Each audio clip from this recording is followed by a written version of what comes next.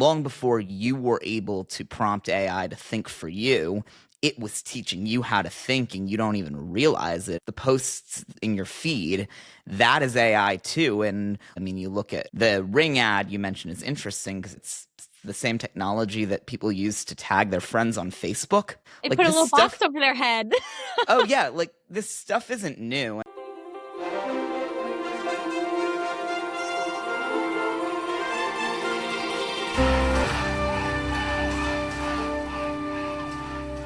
Welcome to another episode of Concepts of a Pod, and as we are recording this, Stephen Colbert is breaking his YouTube record for all-time viewed video in an absolute backfire on the part of the FCC as they censored his interview with Texas Senate candidate James Tallarico, and now it's going viral. Did you see that? Yeah, it was absolutely crazy. First, I saw his general speech that he was able to air, telling everyone to go on YouTube to watch it.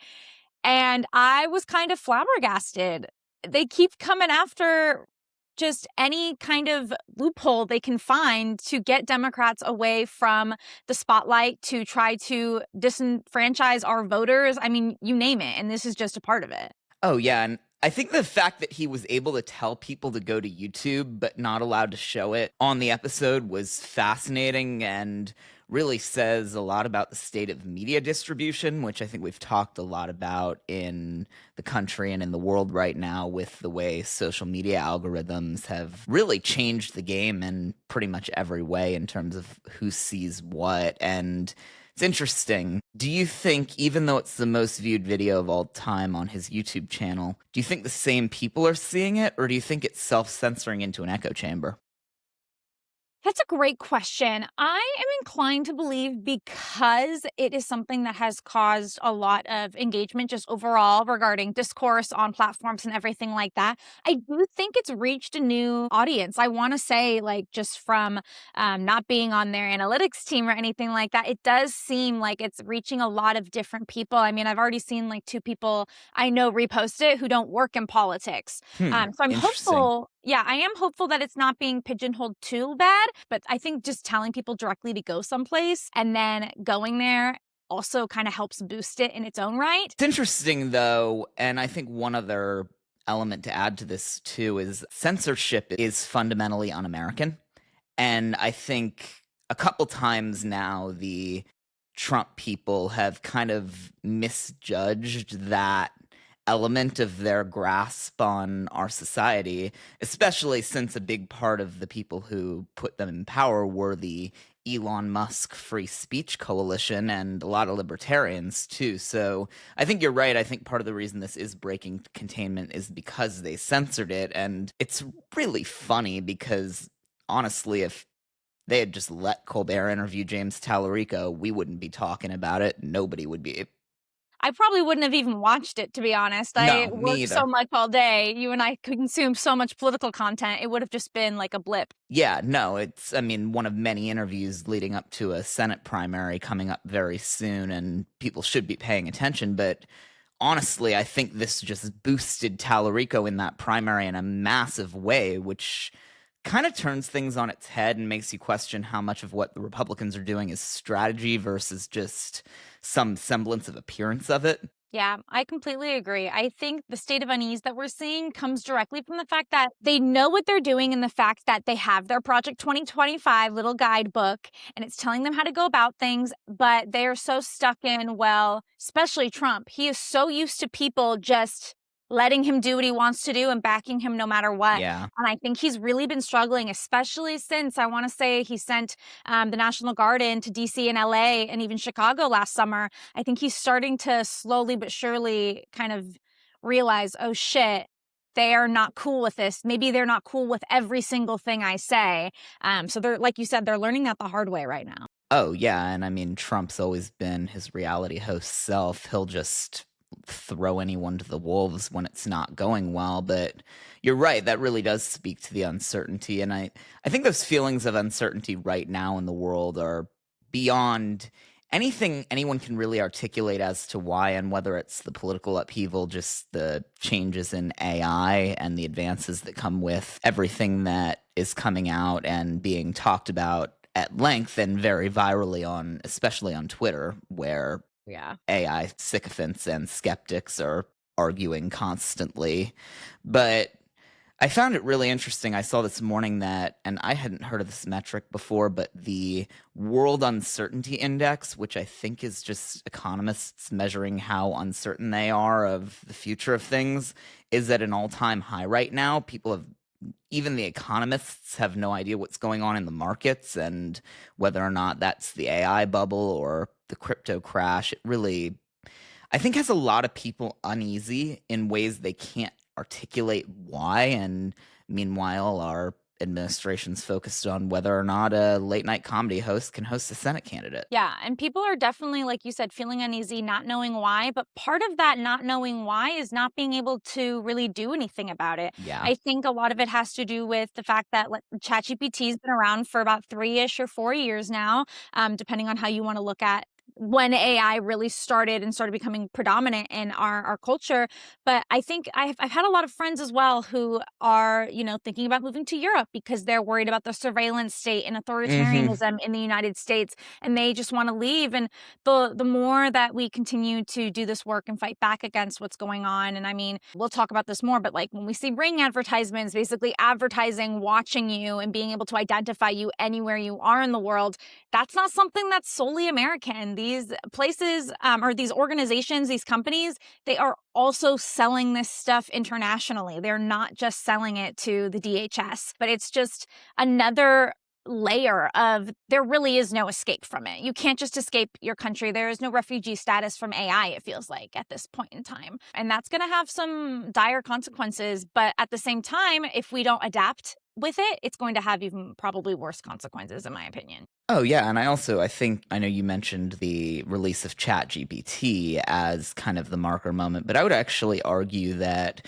the first iteration of what we see as modern AI technology, which really at its core, it's not some artificial mind that can think on a human level. It's a prediction algorithm that is able to figure out what should come next without people understanding why. We can get into the technology of it later. I won't bore you too much. But I would argue that the first real iteration of it that we've seen in the wild is the modern social media algorithm, say 2015 Instagram and Facebook, where you've got kind of an AI behind the scenes deciding what you see next. It's the posts in your feed, that is AI too. And long before you were able to prompt AI to think for you, it was teaching you how to think, and you don't even realize it. I mean, you look at the Ring ad you mentioned is interesting because it makes me think of it's the same technology that people use to tag their friends on Facebook. Like when Facebook used to be able to Yeah. tell who's who back in 2016. It Like put a this little stuff, box over their head. oh yeah, like this stuff isn't new, and I actually think we should watch that Ring ad, which if anyone watching this doesn't know, it was a Super Bowl ad that Ring, the Amazon-owned video doorbell company, thought would be a really cute way to get people to opt into letting AI watch their doorbell cameras all the time and help law enforcement track things down. But just take a look at this. This is Milo. Pets are family. But every year, 10 million go missing. And the way we look for them hasn't changed in years. Until now. One post of a dog's photo in the Ring app starts outdoor cameras looking for a match. Search Party from Ring uses AI to help families find lost dogs. Since launch, more than a dog a day has been reunited with their family. Be a hero in your neighborhood with Search Party. Available to everyone for free right now. Join the neighborhood at ring.com. God, I hate it. I hate it so much. I will say, though, people hated it so much that it actually forced Amazon to end their partnership with one of the law enforcement networks that they were giving footage to, which was really interesting. But the reason I hate it so much, too, is that it kind of ties in with the facial recognition ICE has been using, because I don't think this is about dogs. And you can't prove to the American people it's just about dogs either, because we've seen with our own eyes every single day what ICE has been doing with facial recognition, the surveillance state, and just their overall violence. Like, what oh a yeah, horrible time to I mean, have tried this. Yeah, do you remember there was this video that went viral a couple weeks ago I'll show you that really makes me nervous about what could come of this. It was something that happened with a protester who was confronting some ICE agents and literally just filming them, as is a First Amendment protected right, but watch what happened. It's not illegal to record. Exactly. Yeah. That's what we're doing. Yeah. Why are you taking my information down? Because we have a nice little database. Oh, good. And now you're considered a domestic terrorist. So We're videotaping you? Are you crazy? Yeah. Yeah. So fucked. Let's be real, though, in terms of the dog chasing and the finding dogs, I worry it hits a little too close to home with Kirsty Nome chasing down the people she thinks are dogs, and I don't think she's trying to reunite them with their families. Yeah, I mean, come on. She told us herself how she feels about puppies who misbehave. So let's take that with a additional large grain of salt and apply it to what we see in 2026. Yeah, I'll say this again. I said this when she was first appointed to the job, and we were like, how is the Secretary of DHS someone who shot dogs? And we realized that Trump sees the people he sees as problems as dogs, and he wants someone to shoot them, and that's why Kristi Noem is here. Yep. He just didn't expect everybody to be really pissed when it gets caught on camera and goes super viral. And yeah, that's just kind of how the cookie crumbles. She needs to be impeached. But unfortunately, that is only the beginning of the massive paradigm shift that is coming to our political and economic and just every part of our lifestyle this year. And I don't know if one other thing I saw recently that made me really nervous, especially with all these videos and all these facts we're trying to follow, is some, like, I don't know if it's 60 or 70% was the number I saw, but some extremely high percentage of the average American social media feed these days is straight up AI generated content, whether that's video or text. And I don't think we know what's real anymore. No, we don't. I was literally scrolling on Facebook because, I mean, I'm 27. I was kind of off of Facebook and on in Facebook, but I still keep it, one, to keep track of my family and just volunteers I've worked with over the years. And I will still get recommended videos. But one recommended video was a video of a young Britney Spears in like a brand new car. And I was like, that's AI. Like, she doesn't even look like that anymore. But it'll have millions of likes and like genuine, earnest comments of people being like, oh my gosh, you look just like Britney Spears. Yeah, because it's a deep fake.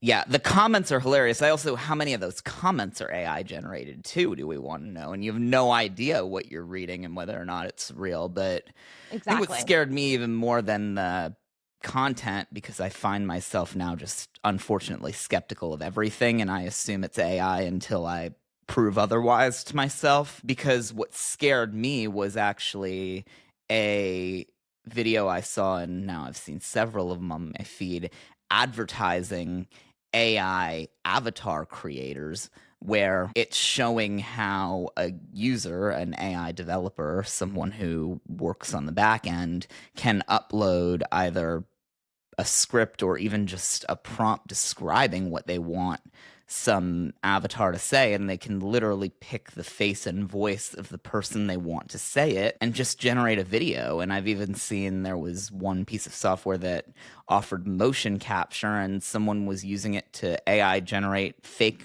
OnlyFans models and saying that apparently they were making millions, and I don't know if I believe it, but convincing a bunch of young men that they were DMing with these women that weren't even real. Yeah, and then that further contributes to just, one, the objectification of women and the normalization of it. And then two, I mean, we've already seen what we call the loneliness epidemic for men. But I was just going to say, yeah. What happens when all of these men who potentially could also have a pornography addiction, which has been proven to change the way you view your own sexual life and your partner and whoever, and just women in general. And now you're adding AI on top of it. And so your expectations are going to be completely unrealistic. Now it's not even a real human body at all. Like, it's just computer. It's just zeros and ones. And you are taking that instead of having a genuine connection with human beings.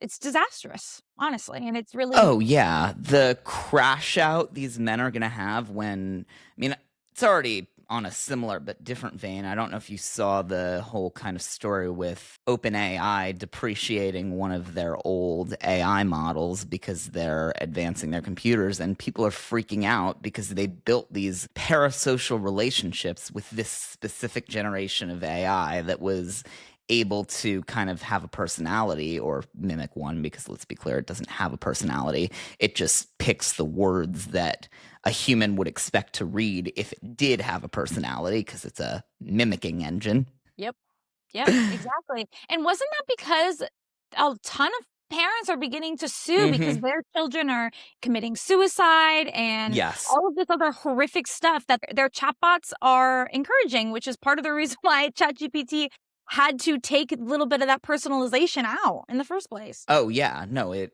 absolutely is a safety guardrail, but it had gone so far that the safety guardrail is now kind of backfiring. But put aside the kind of parasocial relationships, because those are a whole other topic that, quite frankly, I think there are psychologists who are better qualified to dive into than we are. But kind of taking it back into the realm that we are a little more familiar with, the deep fakes, like you said, are also used to fake what politicians may or may not have said, and whether or not it's to exaggerate and comment or to straight up mislead, that's another dangerous road we're going down. Very much so, because now voters aren't even going to know. I mean, it's one thing for them to see a meme online with a bunch of text that says, like, a quote as if somebody said something, and everyone always takes that. You know what I'm talking about? Like, if I put a picture of Taylor Swift next to a quote that says something horrific, people are going to believe it just because it's posted together in a graphic. And now it's video of a human, whoever it is, saying these things. And then when you mix that with, campaign ads, like even we're seeing Democrats like Jasmine Crockett use some AI in her campaign commercials. Oh, yeah, I saw that. And so it's like, where do we draw the line of specifically the utilization of creating fake human beings and deep fakes in politics itself? I mean, I think we draw the line at don't do that. Like, I wish we would. I don't know.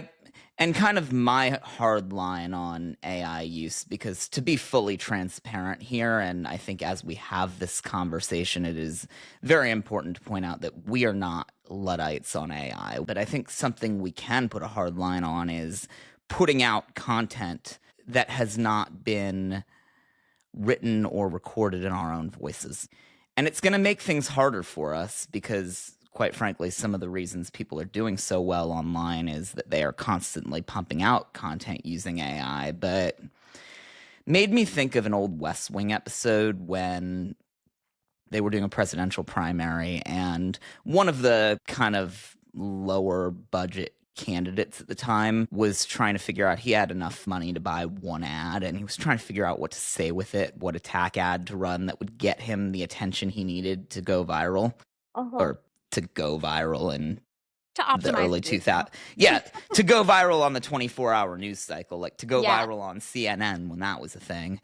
But I thought it was really interesting what he ended up going with, and I think it speaks to the philosophy of how we want to incorporate AI into what we do here at New Digital Now and on Concepts of a Pod. So I'm just going to show you the ad he ended up recording, and then we can get into the philosophy a little bit.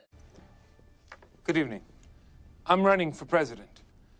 And if you don't know who I am, I wouldn't be surprised. I've been shut out of tomorrow night's debate for suggesting that it actually be a debate, and this is the only ad I can afford. I got in this to improve a broken school system, to fix entitlements because they're going bankrupt, to expand health coverage because it'll save money if fewer people show up in emergency rooms. What I've found is that presidential campaigns aren't about these things. They're about clawing your opponent's eyes out so long as you don't get tagged for it. So how about this? I will never say anything about my opponents or anything about anything without saying it myself, right into the camera. You might not get to hear much of me, but when you do, you'll know I stand by it. I'm Matt Santos. And you better believe I approve this ad.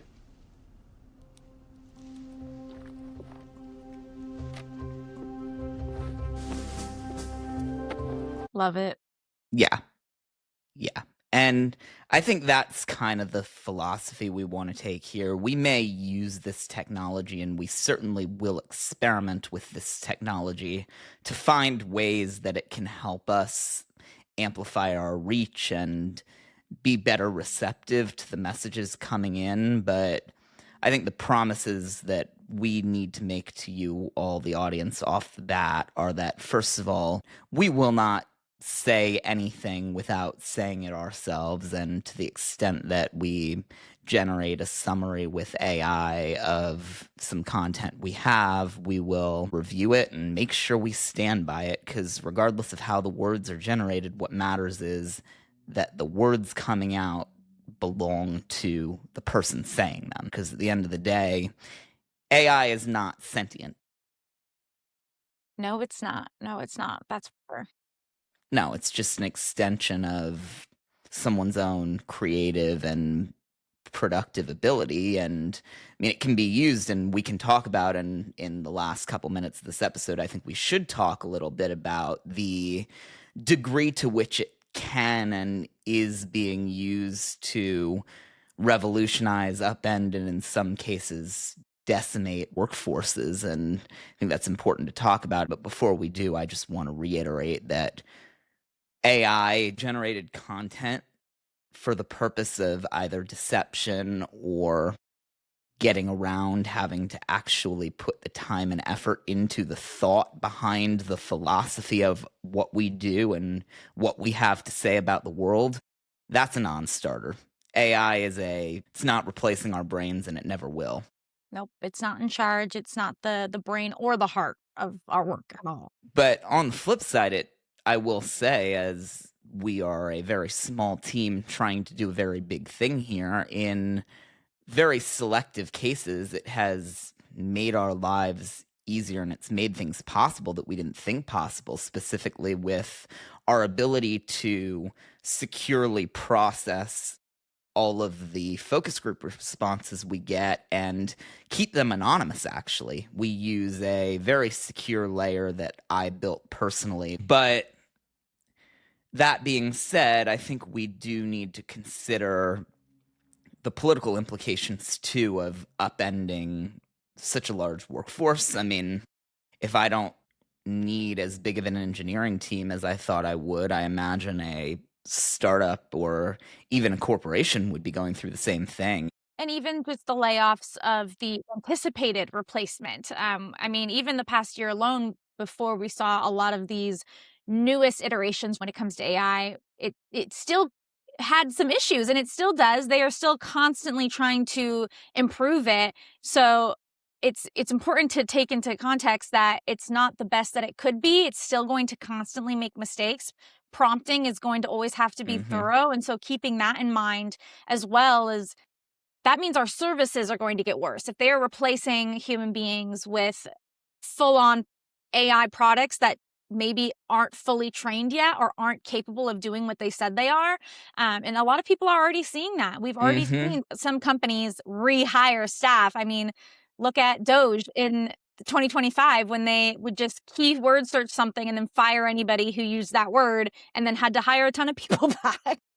Oh, yeah, there are going to be a lot of jobs created in cleaning up the mess that is being made right now. And I think that's a very good point you make about the fact that the researchers designing these models don't exactly know what we're doing. I mean, for all the hype articles that have been on Twitter for and against AI that we don't need to get into now because they've already gone viral and I'm sure you've already seen them, there was one fascinating piece, I think it was in The Atlantic, that I was actually shocked to see that Anthropic, who created Claude, allowed a deep thinking journalists to really embed inside and ask all of the engineers all kinds of questions, and led to an absolutely incredible 30-some page profile that I would highly recommend reading if you have the time and interest. But I think the most fascinating thing that an Anthropic engineer actually said to a journalist was something to the effect of that we have a Wright brothers level understanding of aviation, but we went right to building and deploying 747s. Yeah. Fantastic analogy right Yeah. there. Yeah, we have no idea what's going on under the hood of these algorithms. It's an incredible magic trick, and it can be used for some incredible applications, and I think we're finding them, but I think much in the way of, and we're a little young to really remember this, but from people I've talked to and from things I've read, reminds a lot of people of the early advent of the internet, where people thought it could do everything and anything, and there were massive bubbles. I don't know if you've heard of the company Cisco. They make modems. They've kind of fallen off. They still make industrial products, and they still make some pretty good products. My grandparents have their products. Yep. Okay. Yeah, they were the NVIDIA of the late 90s, early 2000s. That was the dot-com bubble. Everything was boosting into Cisco until people could figure out where to invest, and then that fell off. A bunch of companies that started went bankrupt, and the next wave of tech companies took over, and we're just in for the next wave of upheaval. And Exactly.